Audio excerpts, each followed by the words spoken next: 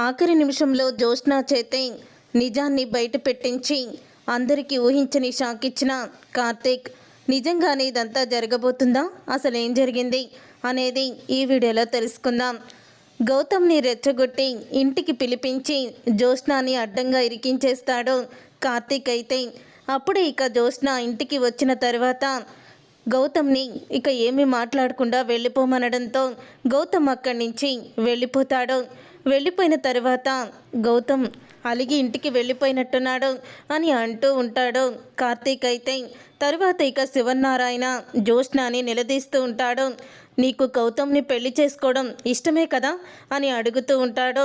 అప్పుడే ఇక పక్కనే ఉన్న పారిజాతం, అయ్యో గౌతమ్ని పెళ్లి చేసుకోవడం జ్యోత్స్నకి చాలా బాగా ఇష్టం అని అంటూ ఉంటుంది పారిజాతం. అప్పుడే ఇక పక్కనే ఉన్న జ్యోత్స్న అయితే పారిజాతాన్ని కోపంగా చూస్తూ ఉంటుంది. మరి ఇష్టమయ్యి పెళ్లి చేసుకుంటున్నప్పుడు తన ఫోన్ ఎందుకు లిఫ్ట్ చేయడం లేదో, ఎందుకు సైలెంట్లో పెట్టావో, మెసేజ్కి ఎందుకు రిప్లై ఇవ్వడం లేదో అని అడుగుతూ ఉంటాడు శివనారాయణ. అప్పుడు ఇక జ్యోత్స్న అయితే అది కొంచెం అర్జెంటు పనిలో ఉండి అని జ్యోత్స్న అంటూ ఉంటుంది. అప్పుడే దశరథ అయితే నువ్వు వెంటనే గౌతమ్కి సారీ చెప్పు, గౌతమ్ పేరెంట్స్ కూడా సారీ చెప్పు అని అంటూ ఉంటాడు దశరథ. అప్పుడు ఇక జ్యోత్స్న ఫోన్ చేస్తాను డాడీ అని అంటూ ఉంటుంది. ఫోన్ చేయడం కాదు, నువ్వు వాళ్ళ ఇంటికి వెళ్ళి వాళ్ళకి సారీ చెప్పాలి అని అంటూ ఉంటాడు దశరథ. అయితే అలాగే అని అంటూ ఉంటుంది జ్యోత్స్న. అప్పుడే గౌతమ్ గురించి తనని అడ్డంగా ఇరికించేశాడని కార్తీక్ని చూసి ఇక తిట్టుకుంటూ ఉంటుంది జ్యోత్స్న. అయితే అప్పుడే కార్తీక్ అయితే ఇదేముంది మర్దల, ముందుంది ముసళ్ళ పండగ అని అనుకుంటూ ఉంటాడు కార్తీక్. తర్వాత జ్యోత్స్న మనసులో అనుకుంటూ ఉంటుంది, నన్ను ఇరికించేశాను కదా అని నువ్వు సంబరపడిపోతున్నావు. నిశ్చితార్థం రోజు ఆఖరి నిమిషంలో నీకు అదిరిపోయే గిఫ్ట్ ఇస్తాను బావా అని అనుకుంటూ ఉంటుంది మనసులో అయితే జ్యోత్స్న. అప్పుడే ఇక జ్యోత్స్న అయితే కోపంగా తన గదిలోకి అయితే వెళ్తుంది. వెళ్ళిన తర్వాత అప్పుడే పారిజాతం అయితే వస్తుంది. ఇక పారిజాతం రావడంతో ఏంటే వెళ్ళి గౌతమ్ ఇంటికి వెళ్ళి వాళ్ళకి సారీ చెప్పొస్తావా అని అడుగుతూ ఉంటుంది పారిజాతం. చెప్తాను గ్రాని అని అంటూ ఉంటుంది జ్యోత్స్న. ఏంటే నువ్వేనా వాళ్ళకి సారీ చెప్పేది అని అనగానే నేనే చెప్తాను, కానీ వాళ్ళ ఇంటికి వెళ్ళి కాదు ఫోన్లోనే చెప్తాను చూడు అని అంటూ ఉంటుంది జ్యోత్స్న. అప్పుడు ఇక గౌతమ్కి ఫోన్ చేస్తుంది. గౌతమ్కి ఫోన్ చేసి సారీ గౌతమ్, నేను ఫోన్ లిఫ్ట్ చేయకపోవడానికి కారణం ఉంది. అర్జెంటుగా నా ఫ్రెండ్కి బ్లడ్ అవసరమైతే ఇస్తున్నాను, అందుకని నీ మెసేజ్కి కానీ ఫోన్కి కానీ రిప్లై ఇవ్వలేదు, ఏమీ అనుకోవద్దు అని అంటూ సారీ అని చెప్తుంది జ్యోత్స్న. అప్పుడు అది విని గౌతమ్ అయితే కార్తిక్ బ్రో ప్లాన్ అదిరిపోయింది, జ్యోత్స్న మొత్తానికి నాకు ఫోన్ చేసి సారీ చెప్పింది అని అనుకుంటూ ఉంటాడు గౌతమ్. అయితే తర్వాత ఇక గౌతమ్ అలా అన్న తర్వాత జ్యోత్స్న, పర్వాలేదు జ్యోత్స్న, నువ్వంటే నాకు ప్రాణం, అదే నువ్వు నా కాల్ లిఫ్ట్ చేయలేకపోతే మెసేజ్కి కూడా రిప్లై ఇవ్వకపోతే నేనేమనుకోవాలి? నా ప్రెస్టేషన్ అలా మీ ఇంటి దగ్గరికి వచ్చేలా చేసింది, మీ వాళ్ళందరి ముందు చెప్పాల్సి వచ్చింది, ఇంకోసారి ఇలా జరగనివ్వను అని అంటూ ఉంటాడు గౌతమ్. అయితే నేను కూడా ఇంకోసారి నీకు మా ఇంటికి వచ్చి నా మీద చెప్పే అంత ఛాన్స్ కూడా నేను ఇవ్వను అని అంటూ ఉంటుంది జ్యోత్స్న. అప్పుడే ఇక గౌతమ్ అయితే అంటే అని అనగానే ఏముంది అంతే అంటున్నావు, ఈ రోజు నుంచి నీతో ఫోన్లో టచ్లోనే ఉంటాను అని అనడంతో అప్పుడే ఇక అది విని గౌతమ్ అయితే చాలా ఆనందపడుతూ ఉంటాడు. అప్పుడే ఇక గౌతమ్ వెంటనే కార్తిక్కి ఫోన్ చేసి నీ ప్లాన్ అదిరిపోయింది బ్రో, మొత్తానికి జ్యోత్స్న దిగొచ్చింది, నాకు ఫోన్ చేసి ప్రతిరోజు నువ్వు ఫోన్ చేసినప్పుడల్లా ఫోన్లో టచ్లోనే ఉంటానని చెప్తుంది, నిజంగా నీ ఐడియా అదిరిపోయింది అని అంటూ ఉంటాడు గౌతమ్. అయితే నేను చెప్పాను కదా, ఇలాగే కంటిన్యూ అయితే మీ ఇద్దరి మధ్య ప్రేమ పుడుతుంది, జీవితాంతం సంతోషంగా ఉండొచ్చు అని కార్తీక్ అయితే ఫోన్ పెట్టేస్తాడు. కార్తీక్ ఫోన్ పెట్టేసిన వెంటనే నేనేమి జ్యోత్స్నకి వెనకాల పడి చేసుకోవాలని అనుకోవడం లేదు బ్రో, కానీ జ్యోత్స్న మెడలో తాళి కట్టి మొత్తం ఆస్తికి వారసున్నయ్యి జ్యోత్స్నని పెళ్లి చేసుకొని అప్పుడు దాని సంగతి చెప్తాను అని అంటూ గౌతమ్ మనసులో అనుకుంటూ ఉంటాడు. తర్వాత జ్యోత్స్న కార్తీక్ దగ్గరికి అయితే వస్తుంది. కార్తీక్ దగ్గరికి వచ్చి జ్యోత్స్న అంటూ ఉంటుంది, ఏంటి బావా అందరి ముందు నన్ను ఇరికించేశానని చాలా సంబరపడిపోతున్నట్టున్నావు అని అంటూ ఉంటుంది జ్యోత్స్న. అప్పుడే కార్తీక్ అయితే, అదేంటి జ్యోత్స్న అలా మాట్లాడుతున్నావు? నేను నిన్ను ఇరికించడం ఏంటి? గౌతమ్కి ఫోన్ చేయడం లేదని తాతయ్యకి కంప్లైంట్ ఇవ్వడానికి వచ్చాడు అంతే కదా అని అంటూ ఉంటాడు. కార్తీక్ అయితే, అసలు గౌతమ్ ఇక్కడికి రావడానికి నీ ప్రమేయం ఏమీ లేదంటావా బావా అని అడుగుతూ ఉంటుంది జ్యోత్స్న. అప్పుడే ఇక జ్యోత్స్న మాటలకి కార్తీక్ అయితే ఇలా అంటూ ఉంటాడు, నా ప్రమేయం ఉందని నువ్వనుకుంటున్నావా అని అనగానే, ఖచ్చితంగా నీ ప్రమేయం ఉంటుంది బావా. ఎందుకో చెప్పనా? నువ్వే కదా ఇంత హడావుడి చేస్తున్నావు. గౌతమ్ ఎవరండ చూసి వస్తున్నాడు? నీ అండ చూసుకొని ఇంటికి వస్తున్నాడు. నాకు పూర్తిగా అర్థమైపోయింది అని అంటూ ఉంటుంది జ్యోత్స్న. గౌతమ్తో నా నిశ్చితార్థం జరిగేలా చూడాలని నువ్వు చాలా ప్రయత్నిస్తున్నావు. కానీ నీకొక మాట చెప్పాలి బావా, ఈ నిశ్చితార్థం జరగదు అని అంటూ ఉంటే ఆ మాట విని ఒక్కసారి షాక్ అయిపోతూ ఉంటాడు కార్తీక్ అయితే. ఏంటి అంత కాన్ఫిడెన్స్గా నిశ్చితార్థం జరగదని ఎలా చెప్పగలుగుతున్నావు అని కార్తీక్ అంటూ ఉంటే, ఏంటి బావా నువ్వు వేసే ప్లాన్లు నాకేమన్నా ముందుగా చెప్తున్నావా? నేను నీకు ముందుగా చెప్పడానికి నా ప్లాన్లు వేరేలా ఉంటాయి. నీ ఊహకు కూడా అందవు. నీ మధ్యన తిరిగే వాళ్ళ చేతే నేను ఈ నిశ్చితార్థాన్ని ఆపించేస్తాను. దానికి కారణం దీపే అని సృష్టిస్తాను. ఈసారి దీపని మా ఇంటి అక్కడ గేటు వరకు కూడా రానివ్వరు, గేటు దాటి లోపలికి కూడా అడుగు పెట్టలేదు అని అంటూ ఉంటుంది జ్యోత్స్న అయితే. అప్పుడే కార్తీక్ అయితే నవ్వుతూ ఇలా అంటూ ఉంటాడు, ఎన్నోసార్లు నువ్వు ఇలా నాతో ఛాలెంజ్ చేసినట్టున్నావు కదా. చూడు జ్యోత్స్న, నువ్వు అనుకున్నది ఏవీ కూడా జరగదు. ఒక్క ఈ నిశ్చితార్థం అలాగే గౌతమ్తో నీ పెళ్ళైతే పక్కాగా జరుగుతాయి అని అంటూ ఉంటాడు కార్తీక్ అయితే. అప్పుడే నా గొంతులో ప్రాణం ఉండగా నేను మరొకరిని పెళ్లి చేసుకోవడం, నిశ్చితార్థాలు చేసుకోవడం అది జరగని పని బావా అని అంటూ ఉంటుంది జ్యోత్స్న అయితే. చూద్దువు గాని కదా ఎలా జరిపిస్తానో అని అంటూ ఉంటాడు కార్తీక్. చూస్తూనే ఉండవు, నేను ఎలా ఆపిస్తానో అని జ్యోత్స్న. ఇద్దరు కూడా దెబ్బ కింద మాట్లాడుకుంటూ ఉంటారు. తర్వాత ఇక జ్యోత్స్న అయితే ఫోన్ చేస్తుంది కాశీకి. ఇక ఫోన్ చేసి కాశీతో మాట్లాడుతూ ఉంటుంది. అప్పుడే అనుమానం వచ్చి స్వప్న అయితే ఎవరని అడుగుతూ ఉంటుంది. అలా ఏమీ చెప్పకుండా మౌనంగా అయితే ఉండిపోతాడు కాశీ. తర్వాత జ్యోత్స్న, నువ్వు మాత్రం నేను చెప్పినట్టు చెయ్యి. సరిగ్గా ఇంకా 4 రోజులు మాత్రమే టైం ఉంది, అర్థమవుతుందా అని అంటూ ఉంటే, అర్థమవుతుందక్క అని అంటూ ఉంటాడు కాశీ. ఇంతలో ఇక స్వప్న అయితే తను అడిగిన ప్రశ్నలకి సమాధానం అయితే చెప్పేస్తూ ఉంటాడు కాశీ. ఇక సమాధానం చెప్పేసి, చూడు స్వప్న, మన అప్పు ఈరోజు తీర్చేశాను, 10 లక్షలు నా చేతికి అందాయి అని అంటూ ఉంటాడు కాశీ. అదేంటి కాశీ, 10 లక్షలు ఇప్పటికిప్పుడు నీకు ఎవరిచ్చారు అని అడుగుతూ ఉంటే, ఆ విషయం తర్వాత చెప్తాను, నేనేమి ఉత్తినే తీసుకోలేదులే, బాకీ కిందే తీసుకున్నాను అని అంటూ ఉంటాడు కాశీ అయితే. అప్పుడే ఇక స్వప్నిలా అంటూ ఉంటుంది, ఆ 10 లక్షలు మనం ఎంతో కొంత త్వరగా తీర్చేయాలి అని అంటూ ఉంటుంది స్వప్న అయితే. ఇంకా ఆ రోజు నుంచి కాశీ అయితే మొత్తం కూడా ఎంక్వైరీ మొదలు పెడతాడు గౌతమ్ గురించి. అలా ఎంక్వైరీ మొదలుపెట్టిన తర్వాత గౌతమ్ చెడ్డవాడని, అమ్మాయిలు పిచ్చివాడని, ఎప్పుడూ కూడా అమ్మాయిలతో తిరుగుతూనే ఉంటాడని తెలిసిపోతుంది కాశీకి. అప్పుడు ఇక కాశీ అయితే ఆ రోజు దీపక్క చెప్పిన మాట 100% నిజం. కానీ ఆ రోజు దీపక్కని అందరూ కూడా అపార్థం చేసుకున్నారు. దీపక్ని ఎవరు కూడా అర్థం చేసుకోకుండా ఇంట్లో నుంచి బయటికి గెంటేశారు అని అనుకుంటూ ఉంటాడు కాశీ అయితే.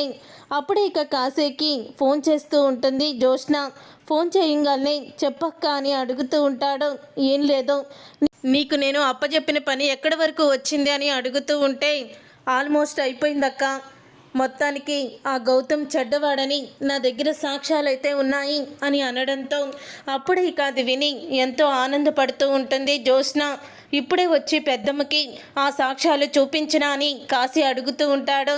వద్దు కాశీ, ఇప్పుడు కాదు, నిశ్చితార్థం రోజే మనం ఆ గౌతమ్ బండారాన్ని బయట పెట్టాలి. థ్యాంక్స్ కాశీ, నువ్వు ఇంత హెల్ప్ చేస్తావని అస్సలు అనుకోలేదు అని అంటూ ఉంటుంది జ్యోత్స్న. నువ్వు నాకు హెల్ప్ చేశావు, నీకు నేను హెల్ప్ చేశానక్క. అంతే, దాంట్లో ఏముంది అని అంటూ ఉంటాడు కాశీ కూడా. ఇక కాశీ అలా అన్న తర్వాత జ్యోత్స్న అయితే ఎంతో సంబరపడిపోతూ ఉంటుంది, డ్యాన్స్ చేస్తూ ఉంటుంది. అప్పుడే ఇక గదిలోకి వచ్చిన సుమిత్ర అయితే జ్యోత్స్న డ్యాన్స్ చేయడం చూసి సంబరపడిపోతూ ఉంటుంది. జ్యోత్స్న ఇంత హుషారుగా ఉందంటే తనకి పెళ్ళి ఇష్టమే. ఇప్పటి వరకు కూడా జ్యోత్స్న ముఖం మార్చుకొని నవ్వుకి దూరంగా ఉండడంతో నేను నిజంగానే భయపడ్డాను.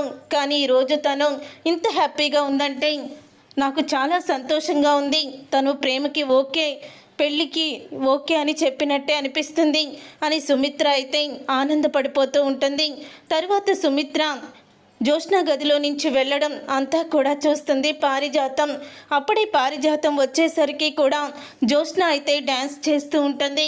అలా డ్యాన్స్ చేస్తూ ఉన్న జ్యోత్స్నని చూసి అప్పుడే ఇక అంటూ ఉంటుంది పారిజాతం, ఏమైంది, ఇన్ని రోజుల తర్వాత ఇంత ఆనందంగా డ్యాన్స్ చేస్తున్నావు అని అడుగుతూ ఉంటే, మరి ఏం చేయమంటావు గ్రాని, ఇప్పుడు మనం అనుకున్నది సాధించేశాము.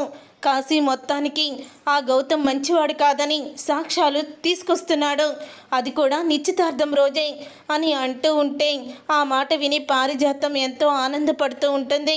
అయితే ఈసారి మళ్ళీ దీపకి చెడ్డ రోజులేనమాట అని అంటూ ఉంటుంది పారిజాతం. అవును గ్రాని, ఈసారి మమ్మీ దీపని మెడ పట్టుకొని బయటికి గెంటేస్తుంది అని అంటూ సంబరపడిపోతూ ఉంటుంది జ్యోత్స్న.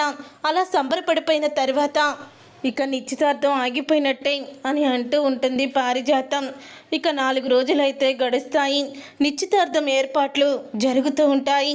అప్పుడే నిశ్చితార్థం ఏర్పాట్లు జరిగిన తర్వాత గౌతమ్ తన పేరెంట్స్తో కలిసి వస్తాడు. ఈసారి ఎటువంటి అడ్డంకులు లేకుండా ఈ నిశ్చితార్థం పూర్తవుతుంది అని అంటూ ఉంటాడు గౌతమ్. అయితే శివనారాయణతో నేను అదే కోరుకునేది అని శివనారాయణ అంటూ ఉంటాడు. ఇంతలో ఇక పంతులు గారు కూడా వస్తారు. పంతులు గారు వచ్చిన తర్వాత అప్పుడే ఇక జ్యోత్స్న చేత గౌతమ్ చేత పూజ అయితే చేయిస్తారు. పూజ చేయించి ఈ ఉంగరాలు మార్చుకోండి అని ఉంగరాలు ఇద్దరికి కూడా ఇస్తాడు పంతులు గారు. అయితే అప్పుడే జ్యోత్స్న ఇంకా ఈ కాశీ రాలేదేంటి అని అంటూ ఉంటుంది జ్యోత్స్న. అప్పుడే పారిజాతం ఈ కాశీగాడు ఎక్కడున్నాడో ఏంటో అని కంగారు పడుతూ ఉంటుంది. ఇక కాశీ అయితే వస్తాడు. ఇక కాశీ వచ్చిన తర్వాత అప్పుడే ఇక కాశీని చూసి ఎంతో ఆనందపడిపోతూ ఉంటుంది జ్యోత్స్న. కాశీని చూసి సంబరపడిపోతూ ఉంటుంది. అప్పుడే ఇక కాశీ పారిజాతం ఇద్దరు కూడా నుంచొని ఉంటారు. సరిగ్గా రింగు తొడిగేటప్పుడు ఆపండి అని చెప్పి నువ్వు తీసుకువచ్చిన సాక్ష్యాన్ని మొత్తం కూడా అందరికీ చూపించు అని అంటూ ఉంటే అప్పుడే ఇక కాశీ అయితే సరే నానమ్మ అని అంటూ ఉంటాడు. అప్పుడే ఇక గౌతమ్ జ్యోత్స్నకి రింగు తొడుగుతూ ఉంటాడు. ఇక కాశీ ఆపండి అని అంటూ డైలాగ్ అయితే కొడతాడు. అప్పుడే ఇక ఆ డైలాగు చెప్పడంతో ఒకేసారి శివనారాయణ ఎందుకు ఆపమన్నావు అని అడుగుతూ ఉంటాడు. గౌతమ్ గురించి మీకు ముఖ్యమైన కొన్ని విషయాలు చెప్పాలి అని అంటూ ఉంటాడు కాశీ. అప్పుడే ఇక జ్యోత్స్న అయితే ఈ దెబ్బతో ఇక నా జీవితమే మారిపోతుంది అని సంబరపడిపోతూ ఉంటుంది. నా గురించి నువ్వేం చెప్తావో ముందు రింగు తొడగనివ్వు అని అంటూ ఉంటాడు గౌతమ్. ఇది రింగు తొడవకు ముందే నేను మీకు ఈ విషయాన్ని చెప్పాలి అని అంటూ ఉంటాడు కాశీ. అయితే మీరు ఇప్పటి వరకు కూడా ఆ రోజు మా దీపక్క చేసిన గొడవని మనసులోనే పెట్టుకున్నారని నాకు తెలుసు. మళ్ళీ అదే అబ్బాయికి జ్యోత్స్ననిచ్చి నిశ్చితార్థం చేస్తున్నారేంటి? నిజంగానే అబ్బాయి మంచివాడా కాదా చెడ్డవాడా అని మీలో అందరికీ కూడా సందేహం ఉండొచ్చు అని అంటూ ఉంటాడు కాశీ. ఇప్పుడు చూడు గ్రాని, గౌతమ్ మంచివాడు కాదని కుండ బద్దలు కొట్టినట్టు సాక్ష్యాలు అన్నీ కూడా చూపిస్తాడు అని జ్యోత్స్న అయితే ఇక మురిసిపోతూ ఉంటుంది. అప్పుడు ఇక కాశీ అయితే మీరందరూ కూడా అనుకున్నట్టు గౌతమ్ మంచివాడు చెడ్డవాడు కాదు, తనకి ఎటువంటి అలవాట్లు లేవు, తను జ్యోత్స్నకి సరైన పర్ఫెక్ట్ జోడి అని కాశీ అయితే ఆఖరి నిమిషంలో జ్యోత్స్నకి హ్యాండ్ ఇచ్చి ఊహించని షాక్ ఇచ్చేస్తాడు. అప్పుడే పారిజాతం కాశీ పక్కకి వెళ్ళి రే అసలు మేమేం చెప్పాము, నువ్వేం చేస్తున్నావురా, నీకు అసలు బుద్ధుందా అని అడుగుతూ ఉంటుంది పారిజాతం. కాశీని బుద్ధుంది కాబట్టే నిజాన్ని బయట పెడుతున్నాను, అని అంటూ ఉంటాడు కాశీ. నేను గౌతమ్ మీద ఎంక్వైరీ మొదలుపెట్టినప్పుడు గౌతమ్ మంచివాడని తేలింది అని అంటూ ఉంటాడు. అప్పుడే అది విని జ్యోత్స్న అయితే షాక్ అయిపోతూ ఉంటుంది. జ్యోత్స్న షాక్ అయిపోతూ ఉండిపోవడంతో అప్పుడే దీపై వెళ్ళి జ్యోత్స్న పక్కకి వెళ్ళి అంటూ ఉంటుంది, ఏంటి జ్యోత్స్న, తిమ్మ తిరిగిపోయిందా? చుక్కలు కనపడుతున్నాయా? ఈ ప్లాన్ అంతా ఎవరిది అనుకుంటున్నావు? మాదే. కాదు కాదు, మా బావ క్రియేట్ చేసిందే అని అంటూ ఉంటుంది. దీప కాశీని అడ్డం పెట్టుకొని కాశీ ద్వారా నిశ్చితార్థాన్ని ఆపించి మరోసారి నన్ను సుమిత్రమ్మ గారి చేత బయటికి నెట్టించేయాలని నువ్వు చాలా పెద్ద ప్లానే వేశావు. కానీ నీ ప్లానుని ఇక మేము విని మోసపోం కదా, మాకంటూ ఒక రెస్పెక్ట్ ఉంటుంది. అందుకని నీ రూట్లోనే ఈరోజు వచ్చాము. నువ్వు చేసిన కుట్రలు కుతంత్రాలు అన్నీ మా దగ్గర సాక్ష్యాలతో సహా ఉన్నాయి. ఇప్పుడు నీకు రెండు ఆప్షన్లు ఉన్నాయి, గుర్తుపెట్టుకో. ఒకటి, ఈ గౌతమ్ గారితో నిశ్చితార్థం చేసుకోవడం. రెండోది, ఆ గౌతమ్ గురించి నాకు ముందే తెలుసు చెడ్డవాడని, నీ నోటితో నువ్వే చేసిన పనులన్నీ కూడా బయట పెట్టాలి అని అంటూ ఉంటే అప్పుడు ఇక ఆ మాట విని ఒక్కసారి షాక్ అయిపోతూ ఉంటుంది జ్యోత్స్న. గుర్తుపెట్టుకో, నిశ్చితార్థమా లేకపోతే కాంప్రమైజింగా అని అంటూ ఉంటుంది. ఇంతలో ఇక గౌతమ్ అయితే రింగు తీసుకొని వస్తాడు. ఇక రింగు తీసుకువచ్చి గౌతమ్ జ్యోత్స్న చేతికి తొడగబోతూ ఉంటే అప్పుడే ఇంకా జ్యోత్స్న ఒక్కసారి ఆ ఉంగరాన్ని తీసి విసిరి కొడుతుంది. అప్పుడే అది చూసి ఒక్కసారి అందరూ కూడా షాక్ అయిపోతూ ఉంటారు. ఇక శివన్నారాయణ జ్యోత్స్న, ఎందుకు ఆ రింగుని అలాగా విసిరి కొట్టావు అని అడుగుతూ ఉంటే, తాతయ్య, ఈ గౌతమ్ మనల్ని మోసం చేశాడు, ఈ గౌతమ్ మంచివాడు కాదు అని అంటూ ఉంటుంది జ్యోత్స్న. అది విని ఒక్కసారి అందరూ కూడా షాక్ అయిపోతూ ఉంటారు. ఇక షాక్ అయిపోతూ అంటూ ఉంటారు, ఇప్పుడే కదా కాశీ గౌతమ్ మంచివాడని చెప్పింది, ఇంతలో నీకేమైంది? నువ్వెందుకు మంచివాడు కాదు అని అంటున్నావు అని అంటూ ఉంటాడు శివన్నారాయణ.